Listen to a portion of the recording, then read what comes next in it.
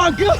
When IShowSpeed announced he was taking his Speed Does Africa tour beyond the usual hotspots and deep into southern Africa, many thought it would just be another influencer trip filled with quick clips and surface-level reactions. But what unfolded between late December 2025 and January 2026 turned into something much bigger. A journey packed with chaos, culture, controversy, and moments that redefined how a global creator could connect with Africa. This wasn't just travel content. It was raw, unpredictable, and at times deeply human. From racing wild animals to being initiated as a warrior, Speed's Southern Africa tour became one of the most talked about internet events of the year. The Southern African leg of the tour officially began in Angola on December 29, 2025. This first stop set the tone for everything that followed. In Luanda, Speed was welcomed with an energy he clearly didn't expect. Crowds gathered almost instantly. Kids followed him through the streets, and what started as a casual visit quickly turned into a full-blown cultural exchange.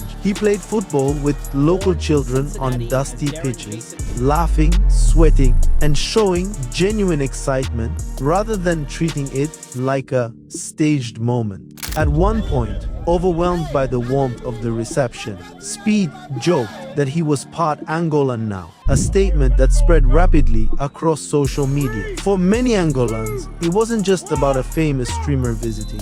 It was about being seen, acknowledged, and represented on a global platform. From Angola, the tour moved southward into South Africa, arguably the most high-profile stop of the entire journey. Speed spent the festive season and New Year moving between Cape Town and Johannesburg, and almost every day produced viral content. One of the most talked about moments came when Speed attempted to race a cheetah, a decision that was equal parts fearless and foolish. The race ended quickly, with Speed losing and receiving a scratch that sent social media into a frenzy. Critics questioned the safety and ethics of the stunt, while fans saw it as classic Speed behavior, reckless, loud, and unforgettable. But South Africa wasn't just about chaos. Speed also immersed himself in local car culture, participating in spinning, the high-risk, high-skill art of car drifting, as crowds cheered and engines screamed.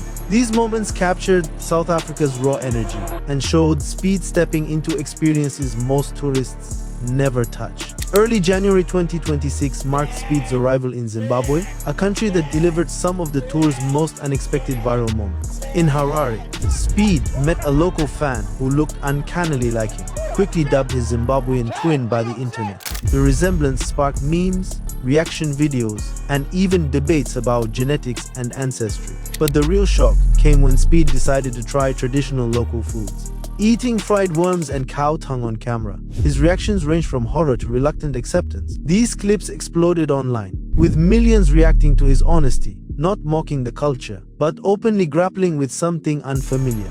For many Zimbabwean viewers, this mattered. Speed didn't pretend, he experienced. Next came Botswana, where the tour took a calmer but more educational turn. Speed visited the Okavango Delta, one of Africa's most iconic wildlife regions, going on safari and witnessing animals in their natural habitat.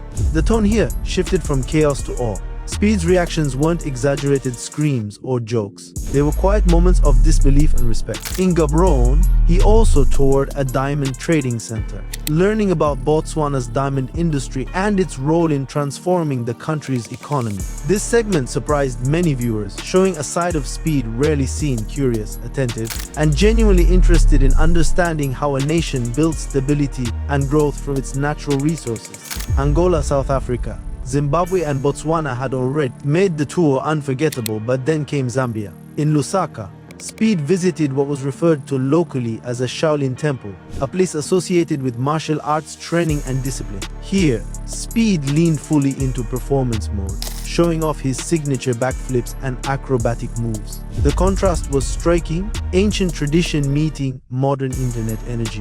The clips resonated widely, not because they were perfect, but because they felt spontaneous and real. It was another reminder that Speed's appeal lies in his unpredictability. You never quite know what he'll do next. Mozambique brought one of the most joyful and human moments of the entire tour. In Maputo, Speed stumbled upon a street wedding and didn't just watch, he joined in. Dancing with locals in Independence Square, surrounded by music, laughter, and celebration, Speed became part of a moment that had nothing to do with views or virality. The internet loved it. The clip spread quickly, with many commenting that this was Speed at his best, not screaming, not shocking, just sharing happiness with strangers. It showed Africa not as a backdrop for content, but as a living, breathing place filled with ordinary joy. Perhaps the most unique and culturally significant stop came in Eswatini. Here, Speed participated in traditional tribal ceremonies and was symbolically initiated as a warrior, receiving the name Legijimako. This wasn't a stunt or a joke. The ceremony carried real cultural meaning, and Speed approached it with an unusual level of respect. The moment sparked discussion online about cultural exchange, appropriation, and appreciation. While some question whether an internet personality should take part in such rituals, many others praised the openness of the community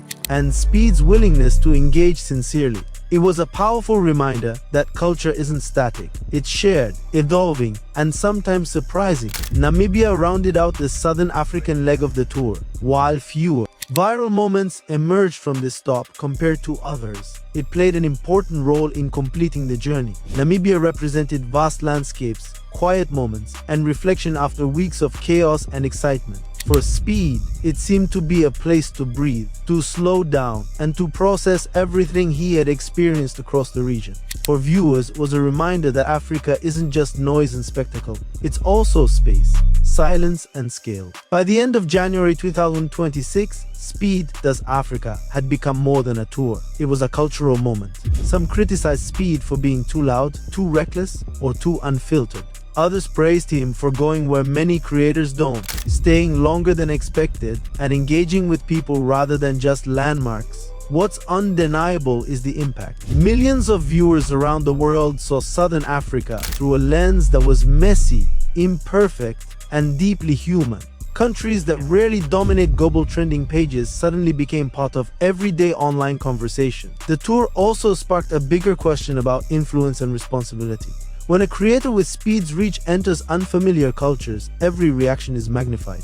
Every mistake is criticized. Every genuine moment is celebrated. Speed didn't get everything right, but he didn't pretend to. And in an internet era obsessed with polish and perfection, that honesty might be what made the tour resonate so deeply. So, as the dust settles on one of the most viral travel journeys of recent years, one question remains. Was Speed Does Africa just chaotic entertainment? Or did it genuinely change how millions of people see Southern Africa? And more importantly, did this tour open the door for a new era of creators to engage with Africa beyond stereotypes and service-level content? That's for you to decide. Drop your thoughts in the comments and subscribe to the Black Star Line TV, because this story is far from over.